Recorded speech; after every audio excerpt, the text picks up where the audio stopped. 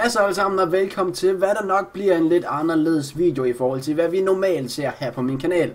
Noget jeg har lagt mærke til, der ikke sker så meget inden for dansk FIFA community. Nu ved jeg godt, vi ikke er specielt mange, men dem vi så er, der er ikke rigtig nogen af os, der lægger nogle nyheder ud, når der sker noget i Ultimate Team eller FIFA generelt. Men fordi jeg mener, at det her er en af de større nyheder om året i Ultimate Team, så tænker jeg lige så godt lige kunne bringe de her nyheder ud til jer.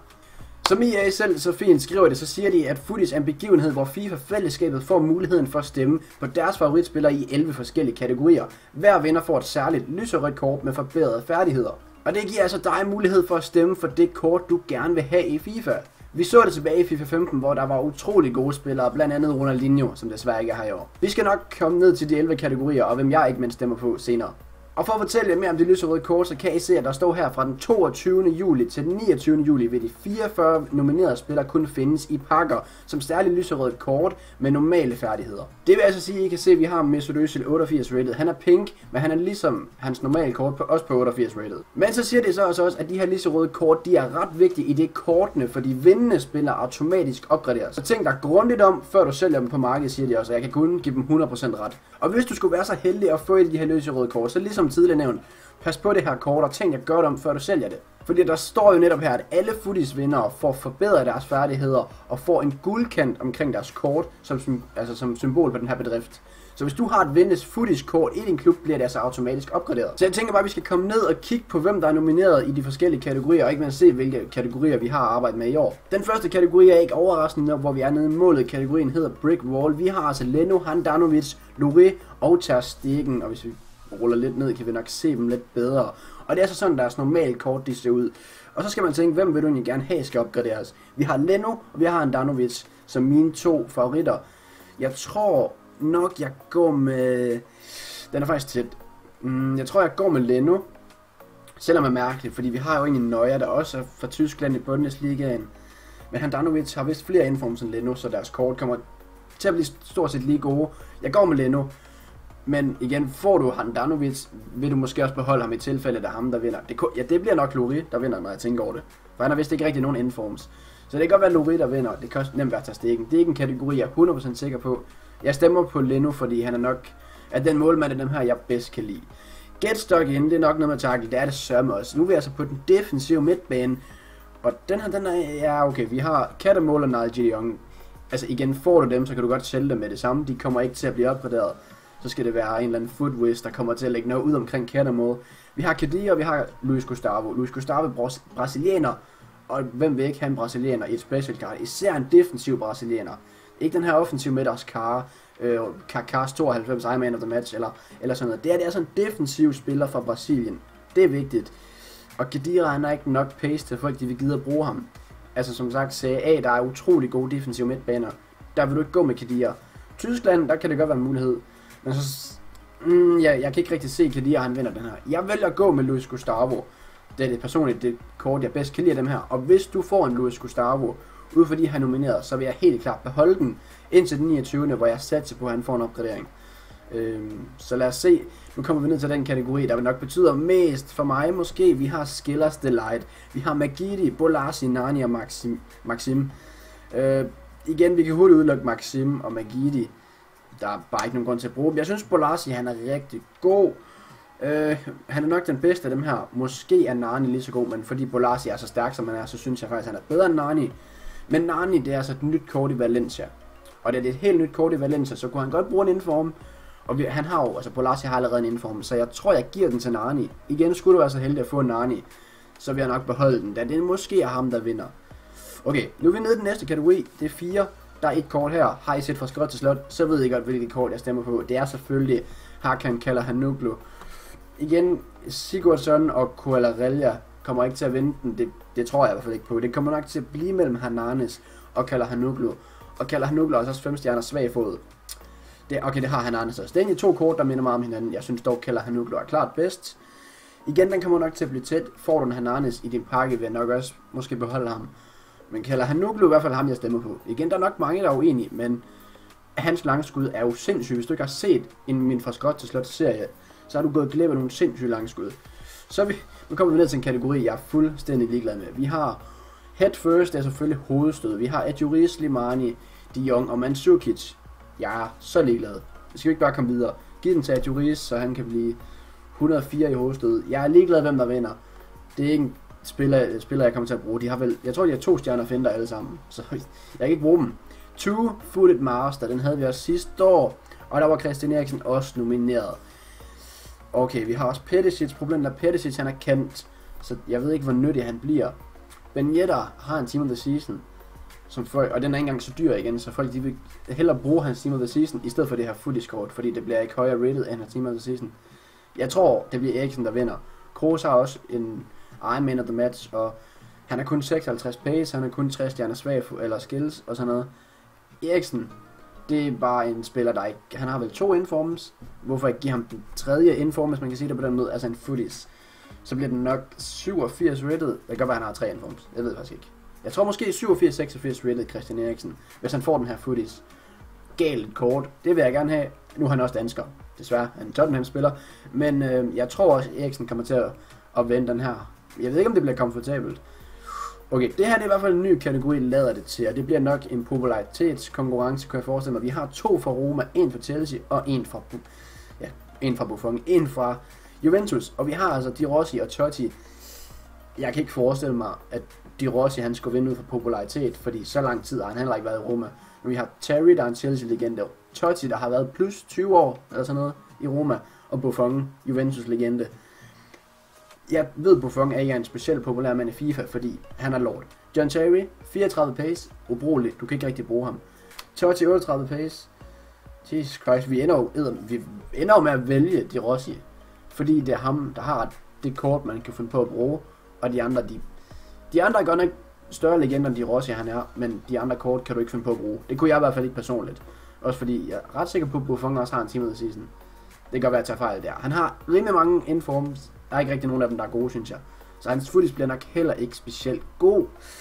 Okay, den næste, den interessant kategori, der er vi nede i Engine Room, og det er selvfølgelig spillere med, der løber rigtig meget for deres hold. Og der er de i hvert fald fat i, jeg kan se 3 spillere her, der i hvert fald løber meget. Det er Willian, Milner og Cavani.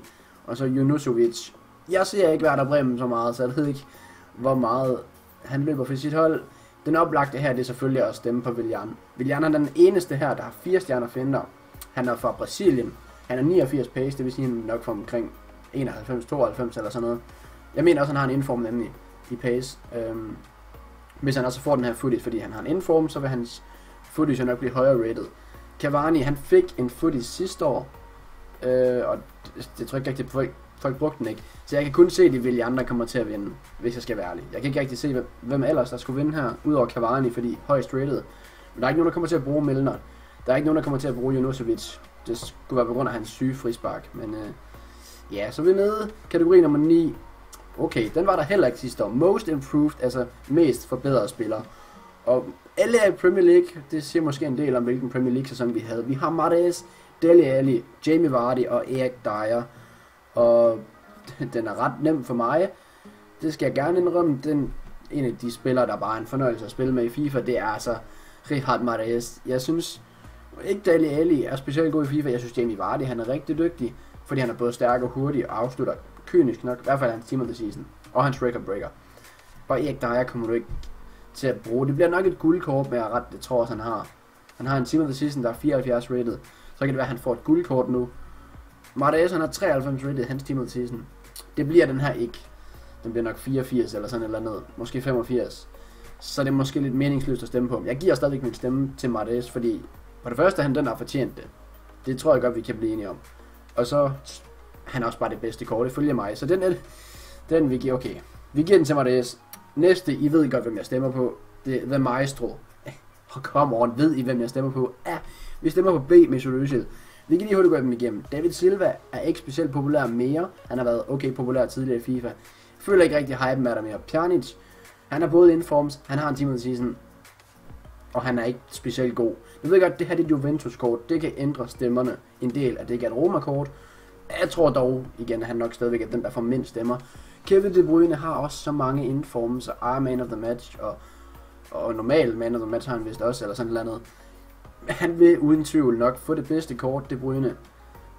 Men fordi han har så mange, så ved jeg faktisk ikke, om de opgraderer det her til, altså hans footage-kort til at være det allerhøjeste. Fordi hvis det er tilfældet, så er det lige før jeg overvejer at stemme på ham. Men I ved godt, at jeg skal stemme på Mesut Özil.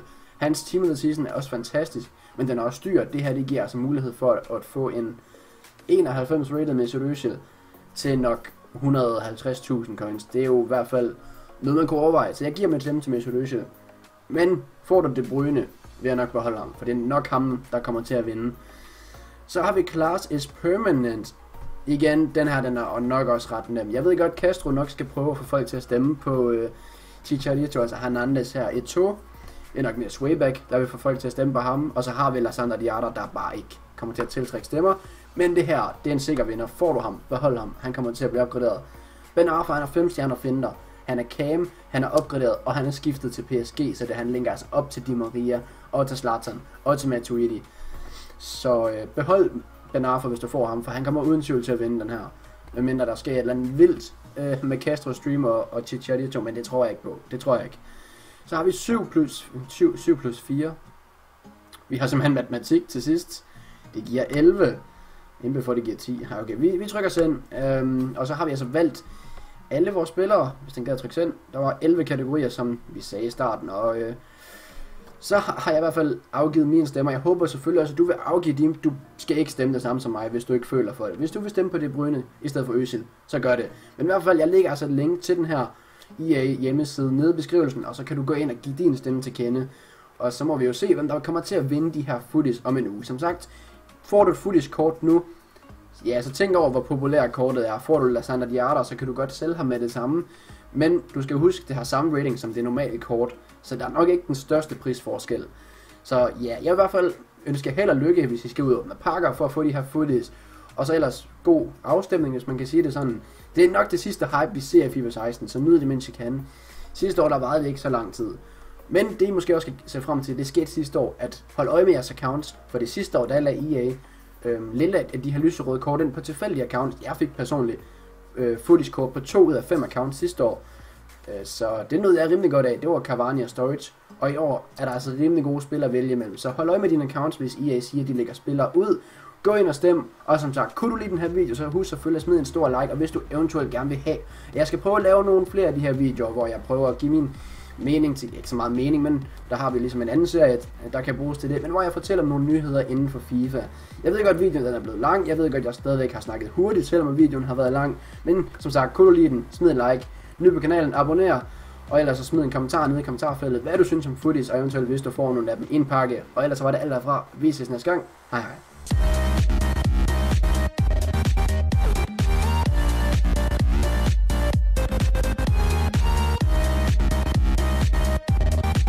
Hvad så alle sammen, og velkommen til, hvad der nok bliver en lidt anderledes video i forhold til, hvad vi normalt ser her på min kanal.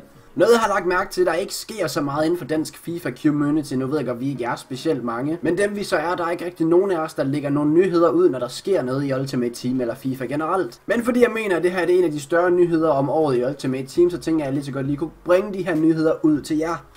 Som EA selv så fint skriver det, så siger de, at footies er en begivenhed, hvor FIFA-fællesskabet får muligheden for at stemme på deres favoritspillere i 11 forskellige kategorier. Hver vinder får et særligt lyserødt kort med forbedrede færdigheder. Og det giver altså dig mulighed for at stemme for det kort, du gerne vil have i FIFA. Vi så det tilbage i FIFA 15, hvor der var utrolig gode spillere, blandt andet Ronaldinho, som desværre ikke er her i år. Vi skal nok komme ned til de 11 kategorier, og hvem jeg ikke mindst stemmer på senere. Og for at fortælle jer mere om det lyserøde kort, så kan I se, at der står her fra den 22. juli til den 29. juli vil de 44 nominerede spillere kun findes i pakker som særligt lyserødt kort med normale færdigheder. Det vil altså sige, at I kan se, at vi har Mesut Özil 88 rated. Han er pink, men han er ligesom hans normale kort også på 88 rated. Men så siger det så også, at de her lyserøde kort, de er ret vigtige i det kortene, for de vindende spillere automatisk opgraderes. Så tænk dig grundigt om, før du sælger dem på markedet, siger de også, og jeg kan kun give dem 100% ret. Og hvis du skulle være så heldig at få et af de her lyserøde kort, så ligesom tidligere nævnt, pas på det her kort og tænk dig godt om, før du sælger det. Fordi der står jo netop her, at alle footies vindere får forbedret deres færdigheder og får en guldkant omkring deres kort som symbol på den her bedrift.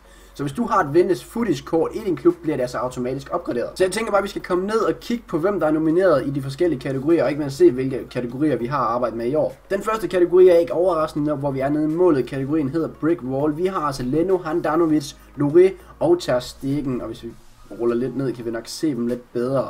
Og det er så sådan, deres normale kort, de ser ud. Og så skal man tænke, hvem vil du egentlig gerne have, skal opgraderes? Vi har Leno, og vi har Handanovic som mine 2 favoritter. Jeg tror nok, jeg går med Den er faktisk tæt. Jeg tror, jeg går med Leno. Selvom er mærkeligt, fordi vi har jo ingen Neuer, der også er fra Tyskland i Bundesligaen. Men Handanovic har vist flere informs end Leno, så deres kort kommer til at blive stort set lige gode. Jeg går med Leno, der minder meget om hinanden. Jeg synes dog, Keller Hanoglu er klart bedst. Igen, den kommer nok til at blive tæt. Får du en Hernanes i din pakke, vil jeg nok også måske beholde ham.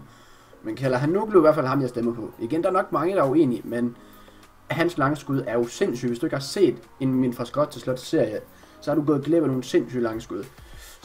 Nu kommer vi ned til en kategori, jeg er fuldstændig ligeglad med. Vi har head first, det er selvfølgelig hovedstød. Vi har Adjuri, Slimani, De Jong og Mandzukic. Jeg er så ligeglad. Vi skal ikke bare komme videre. Giv den til Adjuri, så han kan blive 104 i hovedstød. Jeg er ligeglad, hvem der vinder.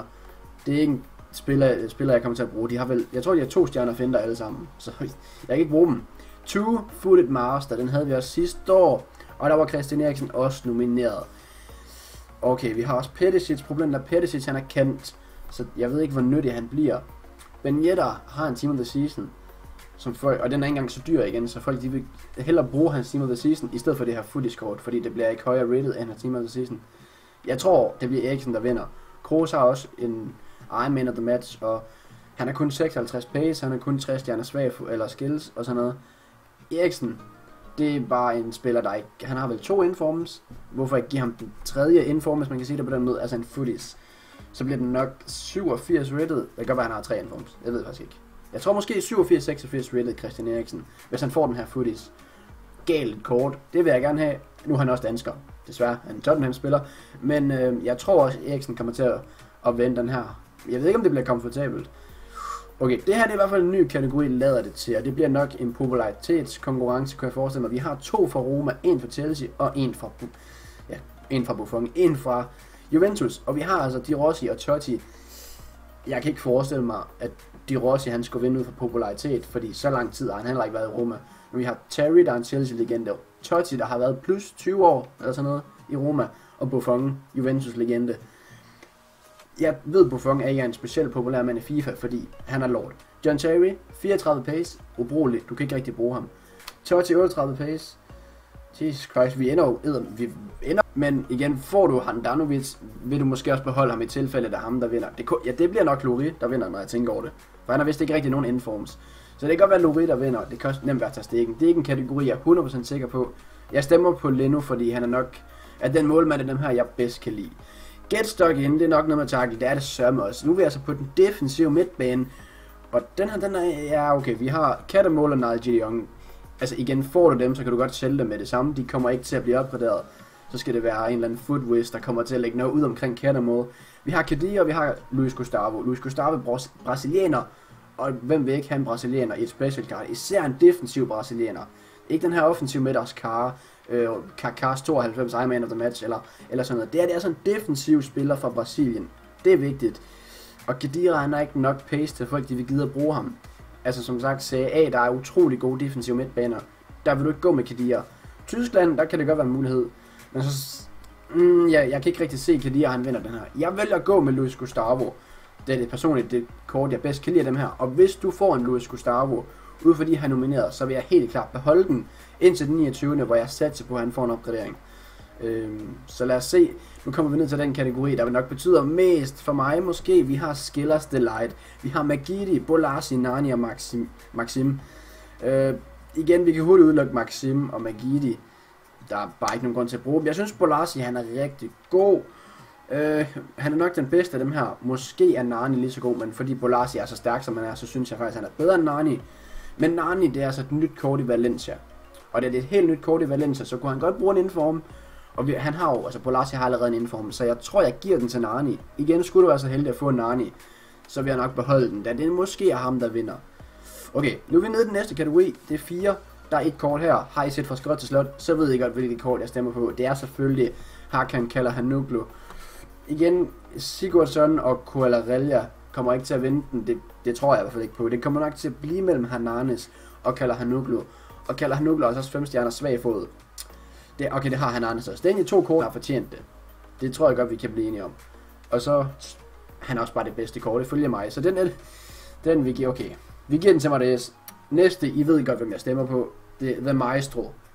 Og kom on, ved I hvem jeg stemmer på? Ja, vi stemmer på B, Mesut Özil. Vi kan lige hurtigt gå dem igennem. David Silva er ikke specielt populær mere. Han har været okay populær tidligere i FIFA. Jeg føler ikke rigtig hype med der mere. Pjanic, han er både informs, han har en team of the season, og han er ikke specielt god. Jeg ved godt, det her det er Juventus-kort. Det kan ændre stemmerne en del, at det ikke er et Roma-kort. Jeg tror dog, igen, at han nok stadigvæk er den, der får mindst stemmer. Kevin De Bruyne har også så mange informs, og er man of the match, og normal man of the match har han vist også, eller sådan noget andet. Han vil uden tvivl nok få det bedste kort, De Bruyne. Men fordi han har så mange, så ved jeg faktisk ikke, om de opgraderer det her til, altså hans footage-kort til at være det allerhøjeste. Fordi hvis det er tilfældet, så er det lige før jeg overvejer at stemme på ham. Men I ved godt, at jeg skal stemme på Mesut Özil. Hans team of the season er også fantastisk, men den er også dyr. Det her det giver altså mulighed for at få en 91 rated Mesut Özil til nok 150.000 coins. Det er jo i hvert fald noget, man kunne overveje. Så jeg giver mit stemme til Mesut Özil. Men får du De Bruyne, vil jeg nok beholde ham, for det er nok ham, der kommer til at vinde. Så har vi Class is Permanent. Igen, den her den er nok også ret nem. Jeg ved godt, Castro nok skal prøve at få folk til at stemme på Chicharito, altså Hernandez her. Eto'o, det er nok mere Swayback, der vil få folk til at stemme på ham. Og så har vi Lassana Diarra, der bare ikke kommer til at tiltrække stemmer. Men det her, det er en sikker vinder. Får du ham, behold ham. Han kommer til at blive opgraderet. Ben Arfa, han har 5 stjerner finder. Han er cam, han er opgraderet, og han er skiftet til PSG, så det han linker altså op til Di Maria, og til Zlatan, og til Matuidi. Så behold Ben Arfa, hvis du får ham, for han kommer uden tvivl til at vinde den her. Medmindre der sker et eller andet vildt med Castro Streamer og Chicharito, men det tror jeg ikke på. Det tror jeg ikke. Så har vi 7 plus 4. Vi har simpelthen matematik til sidst. Det giver 11. Inden before det giver 10. Okay, vi trykker send. Og så har vi altså valgt alle vores spillere, hvis den gad at trykke send. Der var 11 kategorier, som vi sagde i starten. Og så har jeg været med at vælge De Rossi. Fordi det er ham, der har det kort, man kan finde på at bruge. Og de andre er godt nok større legender end De Rossi, han er. Men de andre kort kan du ikke finde på at bruge. Det kunne jeg i hvert fald ikke personligt. Også fordi jeg er ret sikker på, at Buffon også har en team of the season. Det kan godt være at tage fejl der. Han har rimelig mange informs. Der er ikke rigtig nogen af dem, der er gode, synes jeg. Så hans footage bliver nok heller ikke specielt god. Okay, den næste, den interessant kategori. Der er vi nede i Engine Room, og det er selvfølgelig spillere med, der løber rigtig meget for deres hold. Og der er de i hvert fald fat i, jeg kan se 3 spillere her, der i hvert fald løber meget. Det er Willian, Milner og Cavani. Og så Junusovic. Jeg ser ikke Werder Bremen så meget, så jeg ved ikke, hvor meget han løber for sit hold. Den oplagte her, det er selvfølgelig at stemme på Willian. Willian er den eneste her, der har 4 stjerner finder. Han er fra Brasilien. Han er 89 pace, det vil sige, han nok fra omkring 91-92 eller sådan noget. Jeg mener også, han har en inform nemlig i pace. Hvis han også får den her footage, fordi han har en inform, så vil hans footage nok blive højere rated. Cavani, han fik en footage sidste år, og det tror jeg ikke rigtig på, folk brugte den ikke. Så jeg kan kun se, at de Willian, der kommer til at vinde, hvis jeg skal være ærlig. Jeg kan ikke rigtig se, hvem ellers der skulle vinde her, udover Cavani, fordi højst rated. Men der er ikke nogen, der kommer til at bruge Milner. Der er ikke nogen, der kommer til at bruge Junusovic. Det skulle være på grund af hans syge frispark. Men ja, så er vi nede. Kategori nummer 9. Okay, den var der heller ikke sidste år. Most improved, altså mest forbedrede spillere. Og alle er i Premier League. Det siger måske en del om, hvilken Premier League sæson vi havde. Vi har Mahrez, Dele Alli, Jamie Vardy og Eric Dyer. Og den er ret nem for mig. Det skal jeg gerne indrømme. En af de spillere, der bare er en fornøjelse at spille med i FIFA, det er altså Riyad Mahrez. Jeg synes ikke Dele Alli er specielt god i FIFA. Jeg synes Jamie Vardy, han er rigtig dygtig, fordi han er både stærk og hurtig og afslutter kynisk nok. I hvert fald hans team of the season. Og hans record breaker. Og Eric Dyer kommer du ikke til at bruge. Det bliver nok et guldkort, men jeg ret, det tror jeg også han har. Han har en team of the season, der er 74 rated. Så kan det være, at han får et guldkort nu. Mahrez, han har 93 rated, hans team of the season. Det bliver den her ikke. Den bliver nok 84 eller sådan eller andet. Måske 85. Så det er måske lidt meningsløst at stemme på. Jeg giver stadigvæk min stemme til Mahrez, fordi på det første han den